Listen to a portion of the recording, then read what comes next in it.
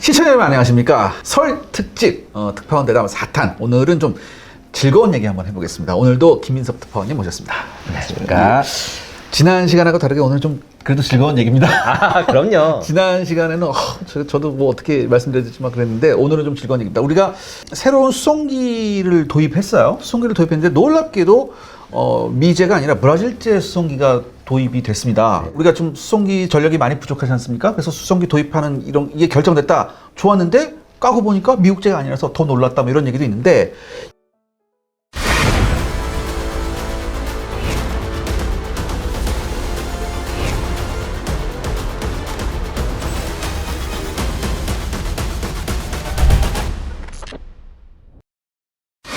삼파전이었잖아요. 아, 그렇죠. 로키드 마틴하고다 그다음에 에어버스 그다음에 엠브라에르의 3파전이었는데 사실 당연히 뭐 로키드 마틴으로 가지 않겠어? C-130으로 가지 않겠어? 이렇게 했는데 결과는 브라질제 C-390이 승리를 했습니다.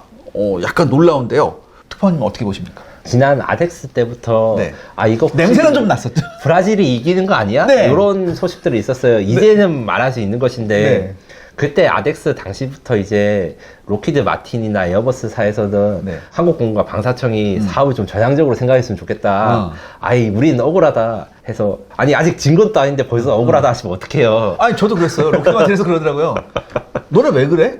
우리가 뭘 잘못했는데 이런 식으로 얘기를 하더라고요. 제가 그런 건 아니구나 막 그랬거든요. 네. 근데 어떻게 된 겁니까 이게?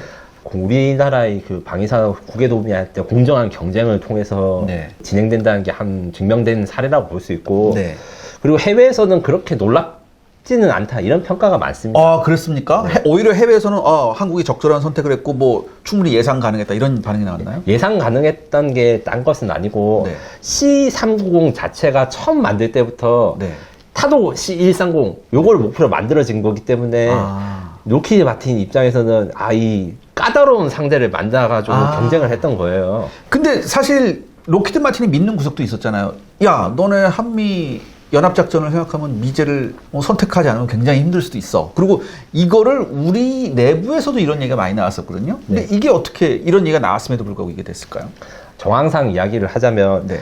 2020년에는 헝가리에서 C390이 C130을 이기고 네. 2022년에는 네덜란드에서 C130과 390이 싸워서 390이 이기고 예. 그 다음에 2023년 9월부터 12월까지 이제 한국이 도입하기 전까지 오스트리아 체코에서 연달아 승리한 다음에 마지막에 한국까지 승리를 했어요. 그럼 이거 뭐야? 석권이네요.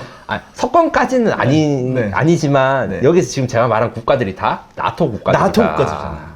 나토와의 상호 운용성이 이미 증명이 된 상태이기 때문에 엠브라에르가 자신감 있게 한국공군에 제안할 수 있었던 것 같습니다. 근데 뭐 석권까지는 아니라고 말씀하셨지만 뭐 연승이잖아요, 사실. 그럼요. 예. 프로야구 좋아하시는 분들 알겠지만 3연승 하면 수입하면 얼마나 기분 좋아요. 근데 이건 더구나 이거 대형 사업인데 이 엠브라에르에서는 완전 이거 축제 분위기였겠네요. 다만 이제 아직도 C130의 위세는 무시무시합니다. 절대적인 대수로 치면 C130이 시장을 장악하는 게 맞고, 네. 다만 엠브라에르가 이렇게 한국 공대 이번에 3대 팔고 이제 몇 대씩 팔면서 네. 우리도 이길 수 있다. 우리 390은 130을 이기기 위해서 만들어진 것이다. 이런 거 홍보를 많이 하고 있죠. 제가 이제 브라질 쪽 관계자들을 우연히 이제 사석에서 만나뵐 기회가 있었는데 이런 소문이 있었어요. C390이 왜 390이냐? 네. C130보다 3배 좋다. 그렇죠. 곱하기 3하면 390이에요. 네, 그래서 그게 진짜라고 물어봤는데, 공식적으로 채택되거나 이런 것은 아닌데, 만들 때 이름을 지은 사람들이나 우리 일하는 엠브레어 사람들은 그런 자신감을 가지고 입찰을 하고, 그 자신감에는 나름대로의 그 기술적 이유도 있긴 했었습니다. 그러니까 이게 항공기 숫자 정하는 거 보면요.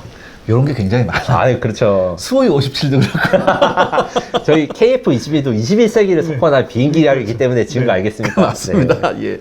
자, 근데 요번에 선정할 때 보면 5가지 평가 항목이 있었어요. 뭐 성능, 그 다음에 운용 적합성, 가격, 절충 교육, 그 다음에 협력 컨소시엄. 이렇게 5가지가 있었는데 이 중에서 가장 결정적인 영향을 미친 게 있었다고 하는데. 예.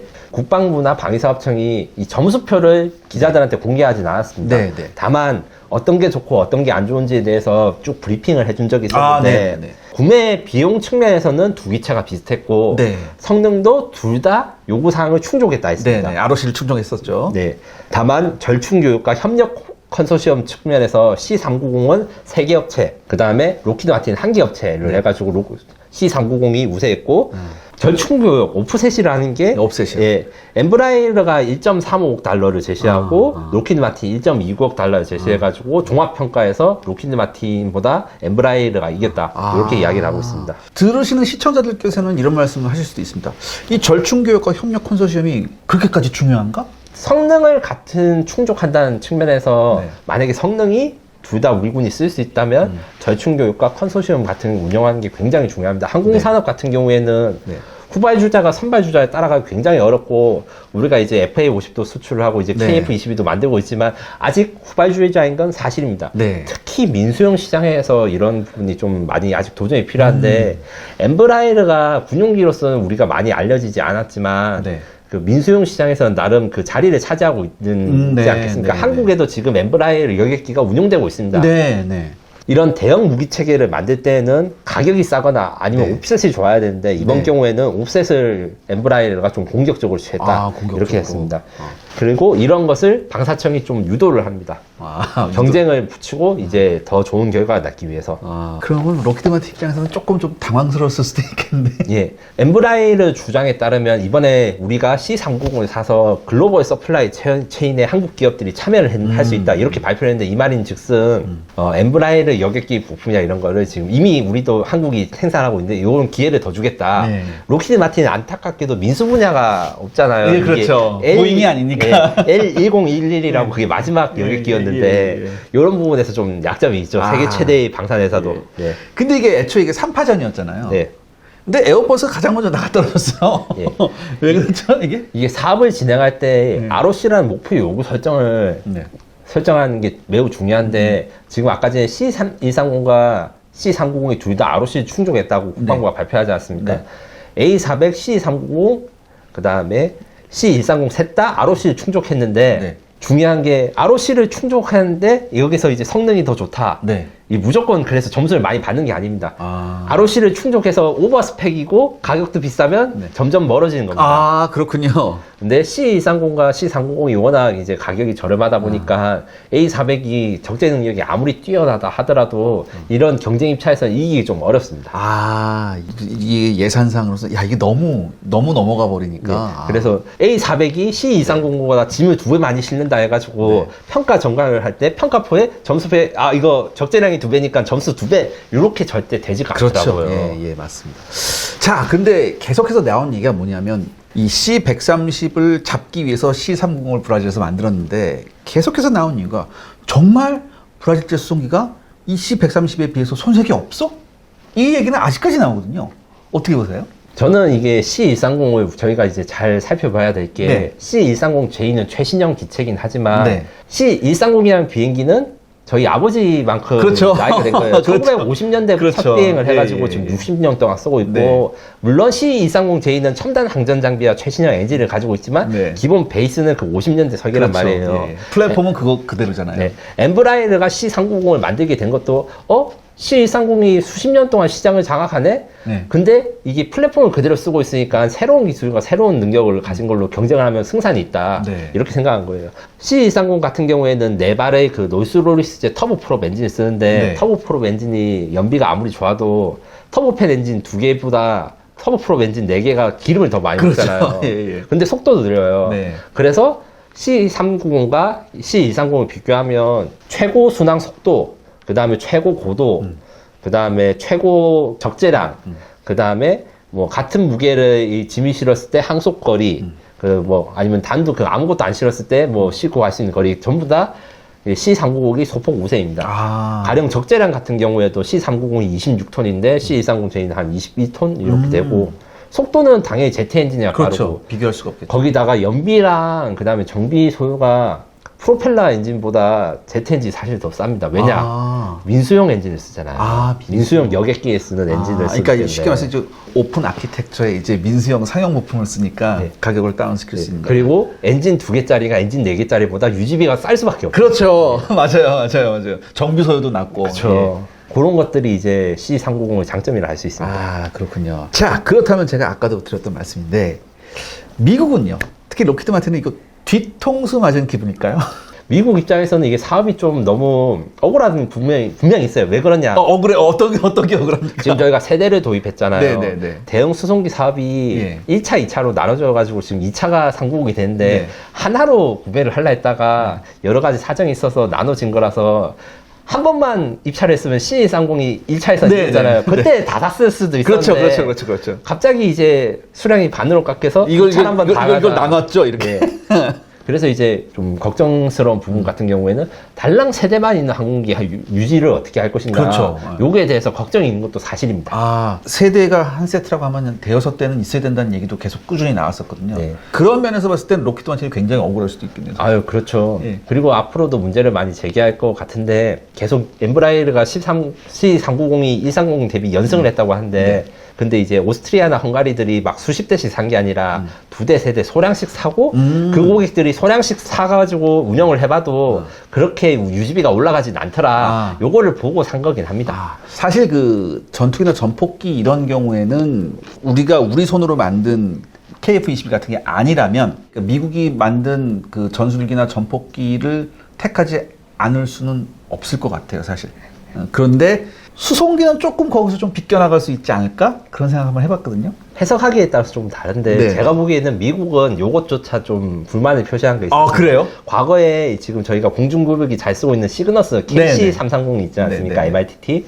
요거 도입할 때도 야 미국 공군이 쓰지 않는 건데 그걸 쓰면 상호 운용성이 좀 걱정이 된다 이렇게 말한 적이 있었고 실제로 요 말을 이제 잘 들은 일본의 경우에는 KC46을 구매를 했잖아요. KC767을 구매하고 그런 걸로 해서 좀 조기 경보기 뭐 이런 수송기 지원기 같은 경우에도 웬만하면 미국이 좋다 미국제를 같이 싸서 같은 걸 쓰자 이런 기류가 분명히 있긴 있습니다. 아, 그렇군요. 지금 말씀을 들어보면 지금 여러모로 미국이 심기가 뒤틀린 것 같긴 해요. 네, 그렇죠.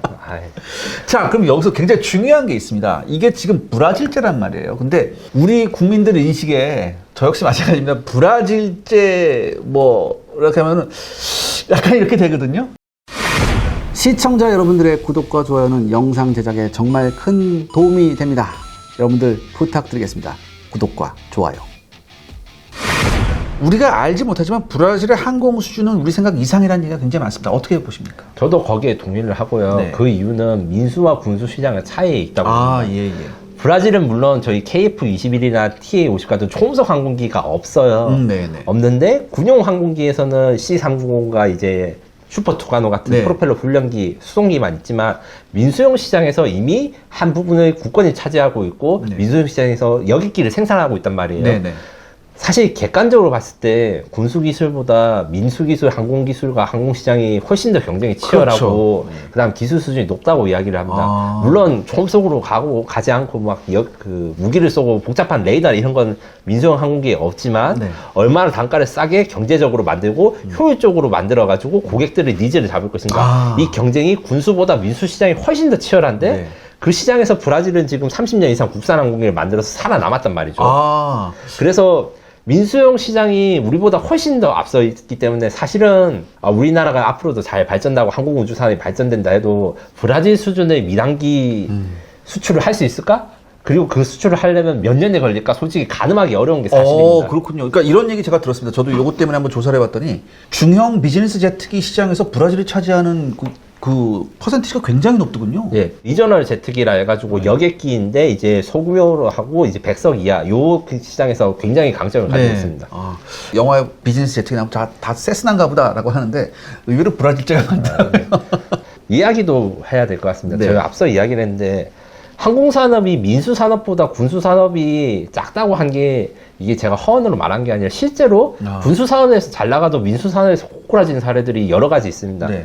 그 일본같이 전투기를 먼저 우리보다 전투 만들고 이제 민수 산업에 진출을 하려고 결국 MRJ-가 실패를 했고 중국과 러시아도 군용기 많이 만들어서 이제 민수용 시장에 진출을 하려 했는데 가방 인증을 못 받아서 국내선에만 굴리거나 아니면 이제 개발 포기하는 사례가 있습니다.